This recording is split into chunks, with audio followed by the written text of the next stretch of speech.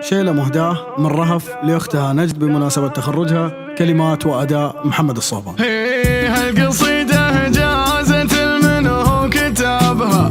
دمها بلي من كبار القبيلة،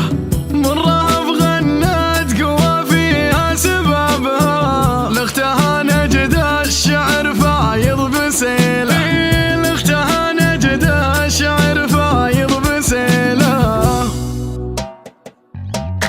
نجدنا الليلة مشان شيخة عربها، هدليل الزين لا تبغي دليل، بالتخرج الله يجازي تعبها، بالنجاح اللي من اسلوب القبيلة، الله اللي في مزاياها وهبها، عز وهيبه وتاريخ وجميل، وايليه والتفاخر في نسبها، بنت الفجعان يا حي السليلة، بنت الفجعان يا حي السليلة، بنت ابوها الشيخ اللي لا عجبها اي حاجة جبها لو مستحيل، بنت خالد خوته للي كسبها، محزم مليان ظروف عليه، ربعها الفياض قام من رقبها، يبشر بفزعة كفو ما هي قليلة، يبشر بفزعة كفو ما هي قليلة، والخوالة اللي تنومس في حسبها، وقفة العصر تكفي عن قبيلة، وامها اللي دايم تنفذ طلبها، ام فهد دايم مواقفها نبيلة، لا تعسود قبل لا يرمش هدبها، يفزعون اخوانها اهل النفيلة، والخوات اللي تشاركها لقبها، الاصيلة اختها دايم اصيلة، الاصيلة